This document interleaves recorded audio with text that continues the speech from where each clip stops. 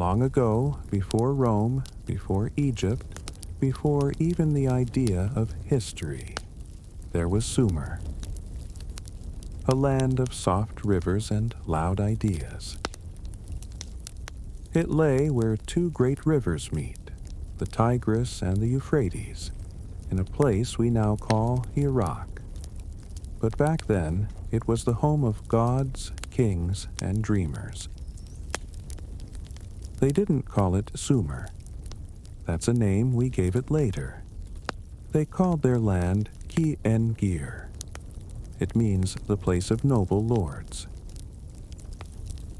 And it was full of cities, cities made of clay and fire, cities that hummed with prayer, song, and stories, cities that we forgot.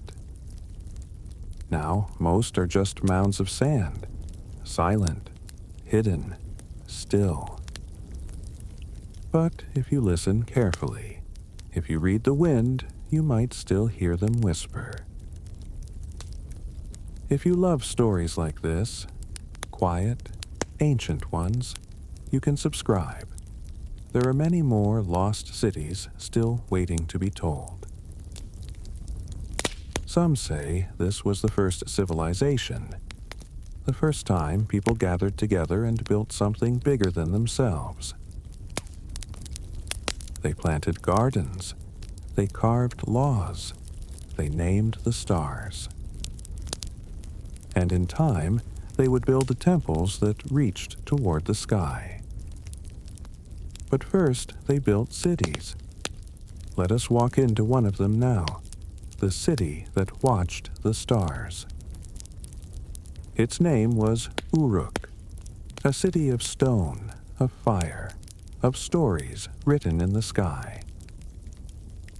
Long before pyramids rose, before paper was born, Uruk was already wide awake, its towers glowing by torchlight, its people walking through narrow streets of mud brick. They say 40,000 people lived there, maybe more, in a time when most of the world was still quiet. At night, they looked up. The stars above them were gods, guides, warnings, promises. They mapped the heavens on clay. Each light had a name, each path a purpose. They believed the sky was a language, and they learned to read it like a book. In the center of the city stood something tall and strange, a ziggurat. Not a pyramid, but a step-shaped tower climbing toward the stars. Each level was closer to the gods above. At the top, a small shrine flickered, and inside it, priests whispered to the sky, not in words, but in dreams.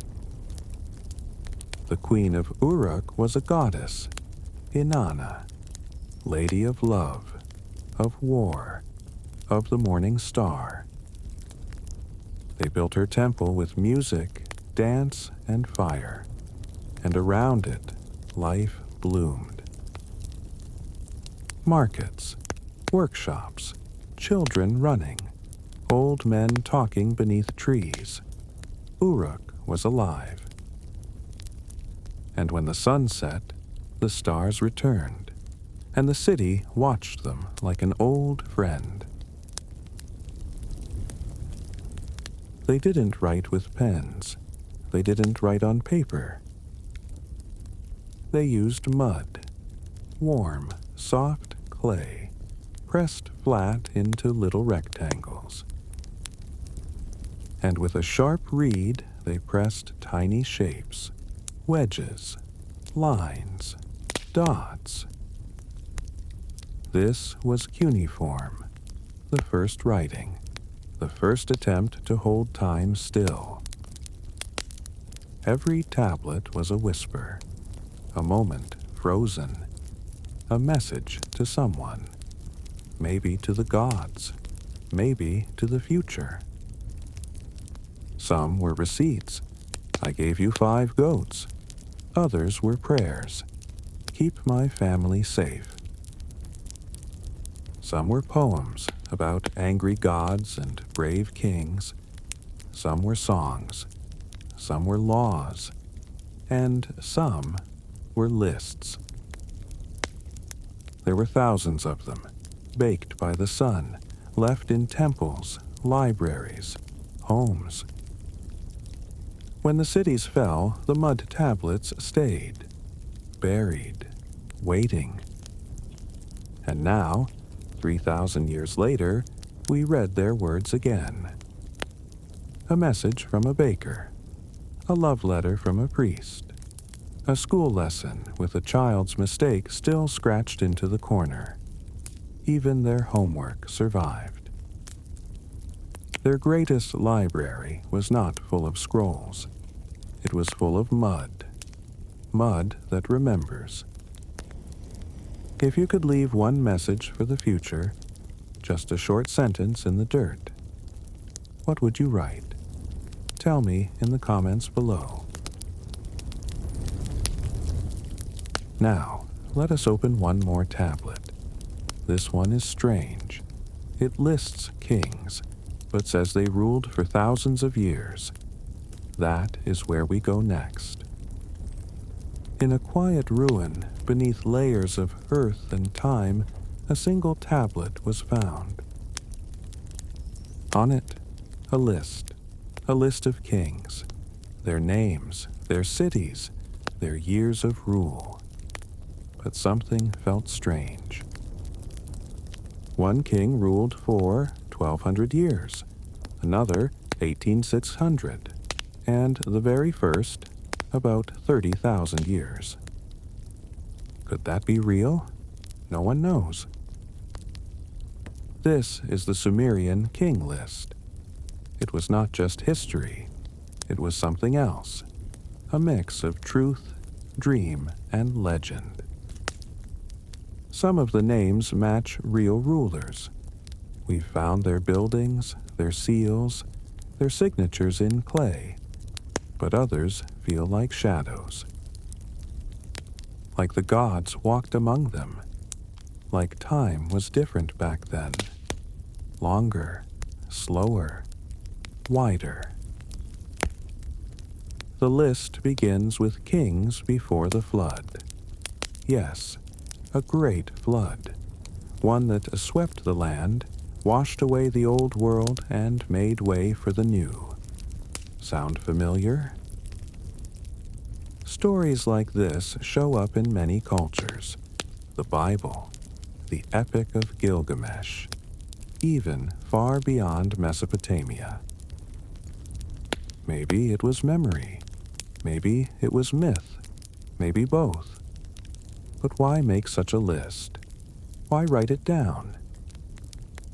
Maybe to remember. Maybe to say, we were here. We ruled. We mattered. Even if time forgot their faces, their names still glow in baked mud. Now, let us walk from kings and gods back into the temples, where those kings prayed and where gods were said to listen. The Sumerians did not just believe in gods. They built for them. At the center of every city was a temple, and not just any temple, a ziggurat. A giant staircase to the sky, each level rising, step by step, closer to the heavens. These temples were for gods like Enlil, god of wind, storm, and kingship; Inanna, goddess of love, war, and the morning star; Utu, god of the sun and justice. They were not just stories. To the people of Sumer, they were alive. They walked in the wind. They watched from the stars. They answered in dreams. Inside the temples, priests offered food, poured water, lit torches, burned incense. They sang softly and whispered prayers written long ago, Sometimes they told the gods their city's troubles. Sometimes they just listened. The temple was a bridge between earth and sky, between dust and flame, between man and mystery. By day, the ziggurats glowed in the sun. By night, they flickered with torchlight.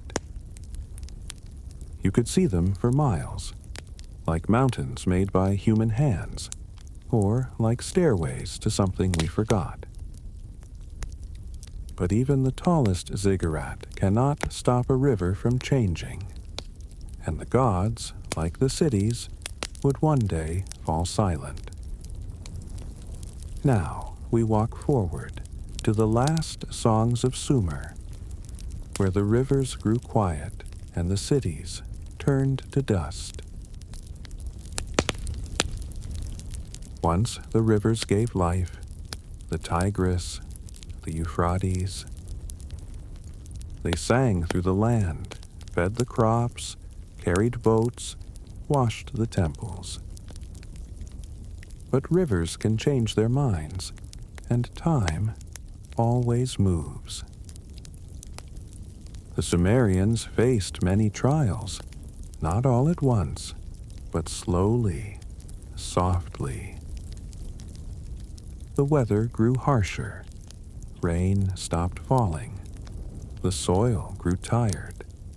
The rivers shifted, pulling away from the cities they once loved. Then came enemies, new people, new languages, new gods. Akkadians, Babylonians, Persians. They didn't destroy Sumer all at once. They layered over it, like dust over a forgotten book. One by one, the cities grew quiet. The torches stopped burning. The clay walls fell. The temples cracked. And the people moved on, but the earth remembered. Beneath the sand, the tablets waited. The ziggurats slept, and the stars still shone above the same old places. We call them forgotten cities, but they are not gone. They are just resting, waiting. And now, in the quiet of night, we remember them again. Let us end with the last part, a soft return to today, to dreams, and to the stories that still glow in the dark. The cities are gone, the people are gone, but their thoughts are still here. Pressed into clay, carved into stone, echoed in the way we count, the way we write, the way we dream. The Sumerians gave us many firsts, the first maps of the sky, the first writing, the first laws, the first cities. And even now, so much later, some of their words still shine, softly, in libraries, in museums, in the minds of those who remember. Like you, right now, listening in the quiet. Some say time erases everything, but maybe time just hides things for a while. And if we listen, if we slow down, we can find them again. Not with shovels, but with stories. So tonight, if the stars are clear, look up. Maybe someone, long ago, stood in Uruk or Lagash or Nippur and looked up too. Maybe they asked the same question you ask. Who are we? Where did we come from? Why do the stars feel so old? If this story helped you drift a little deeper into wonder, you can like, subscribe, and whisper goodnight to the stars with me. Good night, dreamer. The cities are quiet now, but they remember you.